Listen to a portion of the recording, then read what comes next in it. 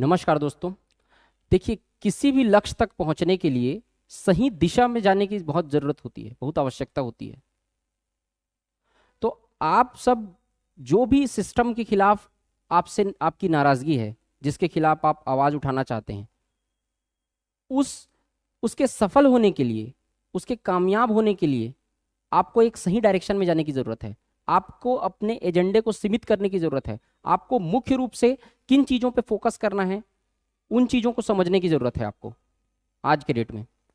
तो ये वीडियो इस चीज पे फोकस्ड होकर मैंने बनाया है कि पिछले 5 से 6 साल के बीच, या आप उससे पहले भी कह लीजिए, सिस्टम की क्या क्या कमियां रही हैं, जिसके चलते एक छात्र, जो एक अभ्यर्थी जो है, जिसको गवर्नमेंट एग्जाम का तैयारी करना है, वो किन किन परेशानियों को फेस करता है। और उन सारी चीजों को आपको इस आवाज में शामिल करनी है। आपको मुख्य रूप से इन 5 चीजों पे फोकस करना है। मैंने जितने करीब से सिस्टम को और मैंने जितने करीब से इस एग्जाम को पहचाना है, और स्टूडेंट्स को होने वाली परेशानियों, जो जो परेशानियां होती हैं, उसका फीडबैक मुझे जो मिला है, उससे मैंने 5 जो मुद्दे यहां पे डाले हैं, इन 5 मुद्दों पे बेसिकली आपको आवाज उठाना चाहिए। क्या है वो 5 मुद्दे, समझिए। फर्स्ट, सबसे पहला तो अब ये हायरार्की में रहेगा, सबसे महत्वपूर्ण, उससे कम, उससे कम, उससे कम, लेकिन ये 5 महत्वपूर्ण होने चाहिए आपके एजेंडे में। क्यों होने चाहिए, अभी बताते हैं। देखिए, पहला, नई भर्तियों के तत्काल नोटिफिकेशन जारी किए जाएं। ये सारी चीजें तो होनी ही चाहिए, ये सब पहली चीज है, पहला पॉइंट। नई भर्तियां जो हैं, सारे पदों की वैकेंसीज खाली है, चाहे वो एडीओ हो, 300 से ज्यादा पद खाली हैं, चाहे वो आरआई हो, चाहे वो हॉस्टल वार्डन हो, कितने साल से वैकेंसी नहीं आई है, शिक्षक भर्ती पे कितने वैकेंसियां खाली हैं, सारे डिपार्टमेंट्स के प्रशासनिक प्रतिवेदन के हिसाब से कई सारे पद वहां पर खाली हैं। तो उन पदों पर, चाहे वो 50% आरक्षण पर क्यों ना हो, 50% आरक्षण पर तो निकाला जा सकता है वैकेंसी।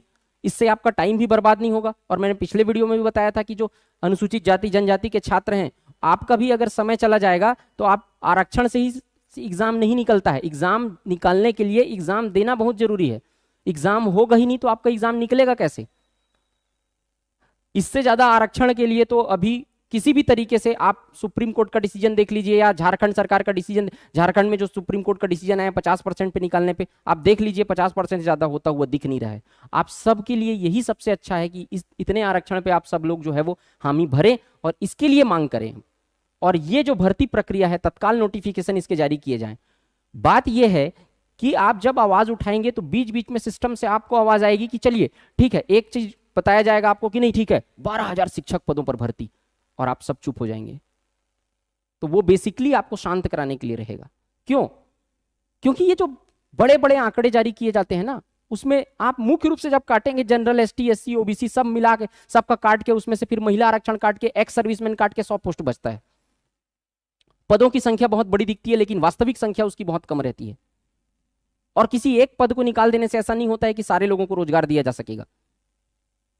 और सरकार चुनाव के पहले यही करती है कि कोई बड़े वैकेंसी को एक साथ निकाल देती है, 5 साल के लिए फुर्सत फिर, और उसी चीज को भुनाते रहती है।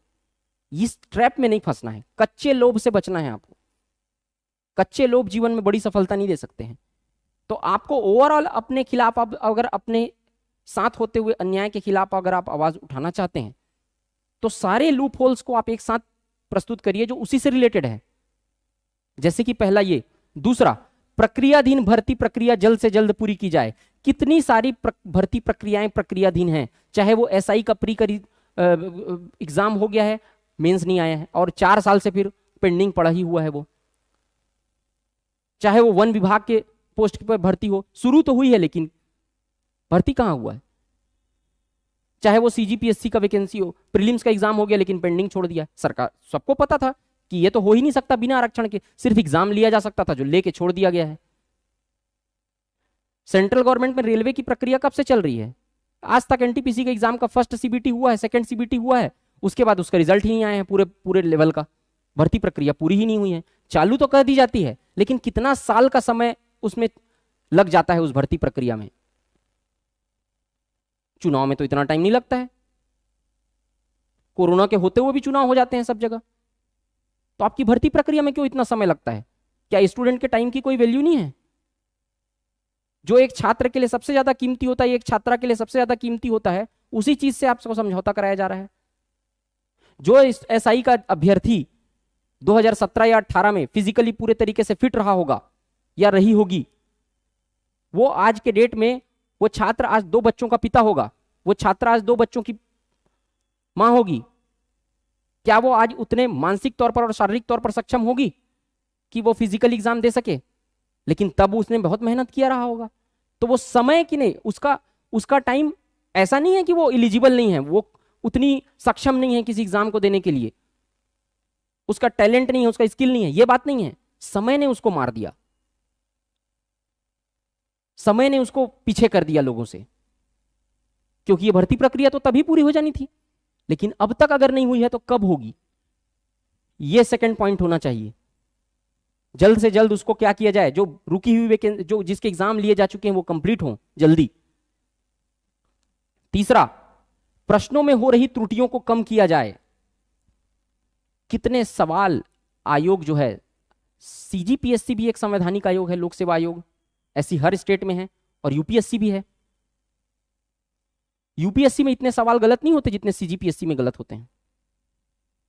2017 में सिविल जज की परीक्षा ली गई थी, 2019 में 100 सवाल आए थे, उसमें 100 में से 41 सवाल गलत थे, 100 में से 41 सवाल गलत थे, और 2019 में हाई कोर्ट का डिसीजन आया कि इस परीक्षा को रद्द कर दिया जाए।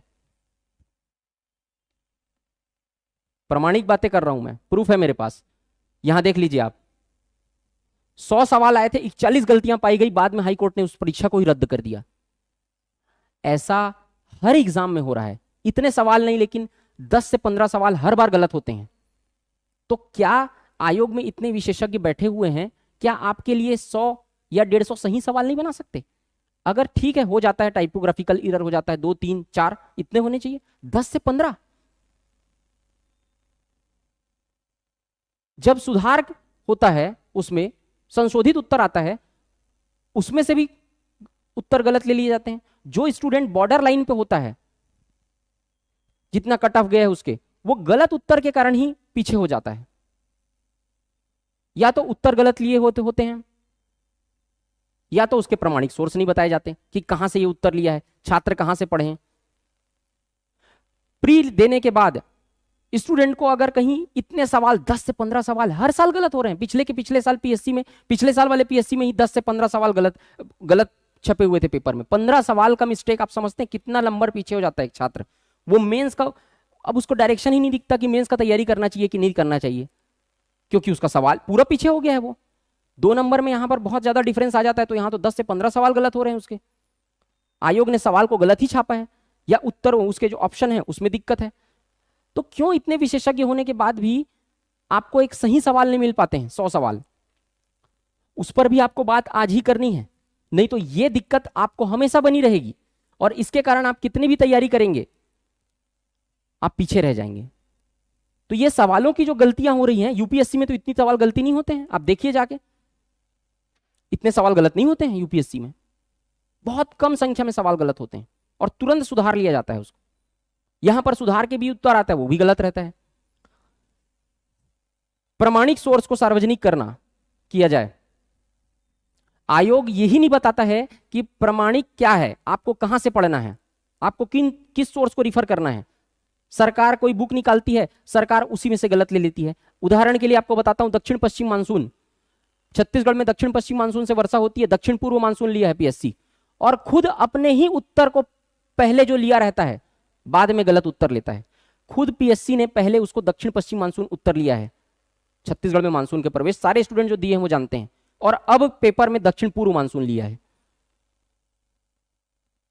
तो जैसे कि दूसरे आयोग, यूपीएससी जो है एनसीईआरटी को मानक किताब मानती है, हमारे यहाँ की जो आयोग है वो क्यों प्रमाणिक सोर्स उपलब्ध नहीं करवाती है कि भाई हाँ, हम यहां से उत्तर लेते हैं, आप यहां, हम कोई भी दिक्कत होगा तो यहां को आपको प्रमाणिक सोर्स माना जाएगा। हिंदी ग्रंथ एकेडमी की बुक आती है, एल एन वर्मा की बुक 2-3 साल से आई ही नहीं है। या तो सरकार खुद की बुक से माने, या तो खुद के बुक से भी नहीं मानती, उसमें भी दक्षिण पश्चिम मानसून दिया हुआ है। 12वां पारा में स्टूडेंट आज भी कंफ्यूज रहते हैं, हमसे पूछते रहते हैं कि बलौदा बाजार में है कि महासमुंद में है। उसको कब बलौदा बाजार ले लेगा, कब महासमुंद ले लेगा, कोई भरोसा नहीं रहता है। मानक समय रेखा और कर्क रेखा का प्रतिच्छेद बिंदु छत्तीसगढ़ में कहां पे है, एक दूसरे को कहां पे काटती है, आज भी लोग कंफ्यूज हैं उसमें।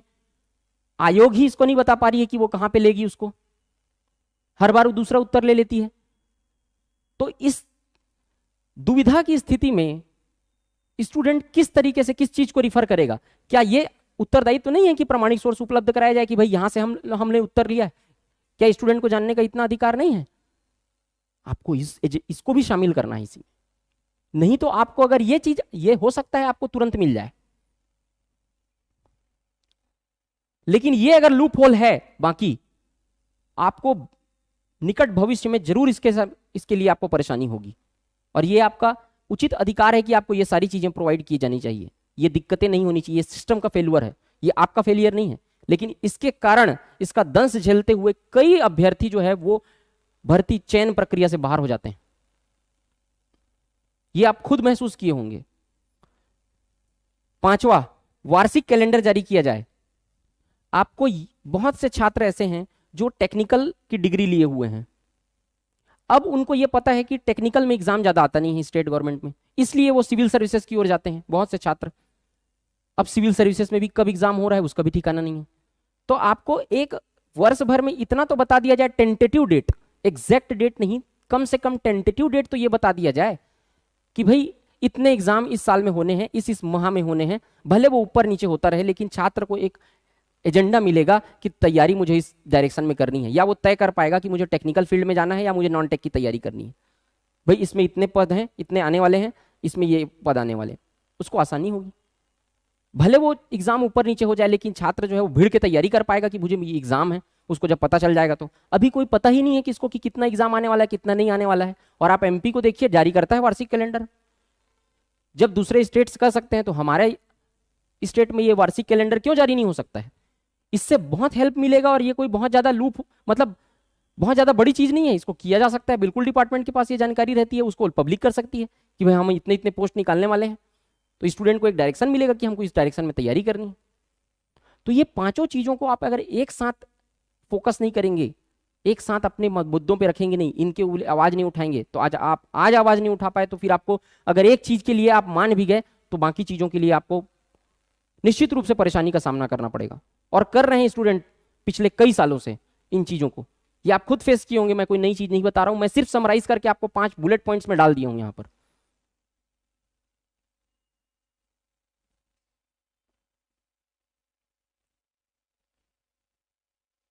ठीक है, तो इन मुख्य मुद्दे पे आपको फोकस करना है कि आपको अपने जिस भी चीज के लिए आप आवाज उठा रहे हैं उनमें इन मुद्दों को आपको शामिल करना चाहिए।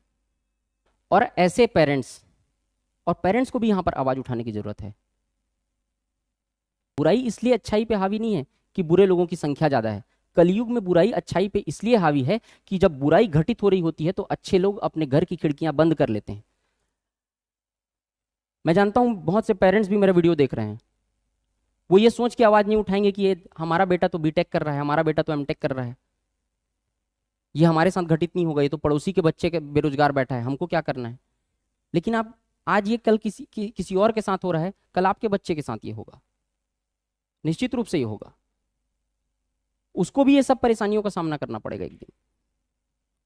आशुतोष राणा की वो पंक्तियां मुझे याद आ रही है कि देश चलता नहीं मचलता है और मुद्दा हल नहीं होता बस टलता है।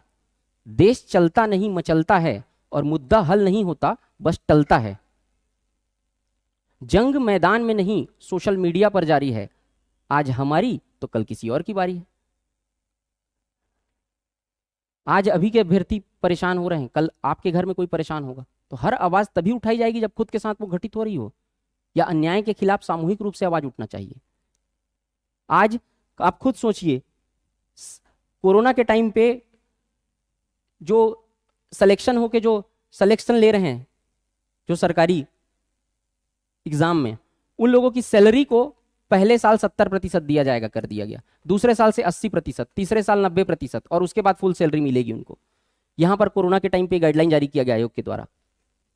और अब विधायकों का सैलरी बढ़ा दिया गया है, लेकिन इनका जो सैलरी है उनको फुल सैलरी शुरू से नहीं मिलेगा, इनको अभी भी इतना ही इतना सैलरी मिलेगा सिलेक्शन होने के बाद भी। तो ये भेदभाव क्यों किया जा रहा है, ये भी तो एक कारण है। तो सारी चीजों को एक साथ फोकस करिए और उस पर आवाज उठाइए। मैं क्यों बोल रहा हूं इन चीजों, मैं क्यों आवाज उठा रहा हूं? मैं इसलिए आवाज उठा रहा हूं कि जिन छात्रों ने, जिन छात्र छात्राओं ने 87 सब्सक्राइबर से 11,000 सब्सक्राइबर तक पहुंचाया है 8 महीने के अंदर हमारे चैनल को, आज मैं उनके लिए नहीं बोला तो मैं कब बोलूंगा? इस मंच से जो भी आवाज उठेगी वो आपके हित के लिए उठेगी, आपके खिलाफ होते हुए अन्याय के लिए उठाई जाएगी। जानता हूं मैं, मेरे हो सकता है मेरे अकेले के बोलने से कुछ नहीं होगा, लेकिन रामायण में एक प्रसंग आता है कि जब राम सेतु बनाया जा रहा था तो जो गिलहरी थी, एक गिलहरी भी उसमें सेतु में क्या कर रही थी, कंकड़ पत्थर डाल रही थी। तो उससे जामवंत ने जाकर पूछा उनसे कि तुम क्यों यहां पर कंकड़ पत्थर डाल रही हो, तुम्हारे डालने से क्या हो जाएगा? तो उस गिलहरी ने कहा कि मैं जानती हूं कि मेरे कंकड़ पत्थर यहां डालने से राम सेतु बहुत जल्दी नहीं बन जाएगा, लेकिन इतिहास में मेरा नाम सेतु बनाने वालों में याद रखा जाएगा, सेतु बनाते हुए मूक दर्शक बने देखने वालों के नाम पर याद नहीं रखा जाएगा मेरा। तो हर किसी का पार्टिसिपेशन जरूरी है।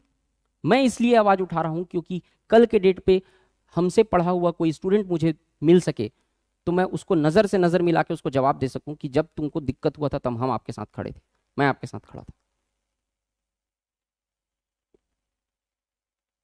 मैं आप खुद को जवाब दे सकूं कि जब दिक्कत हुआ था तो मैं खड़ा था कि नहीं खड़ा था आपके साथ।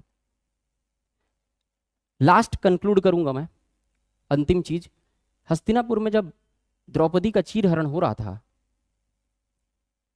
तब भीष्म पितामह चुप थे, विदुर चुप थे, कर्ण चुप थे, उनका परिणाम उनको भुगतना पड़ा था।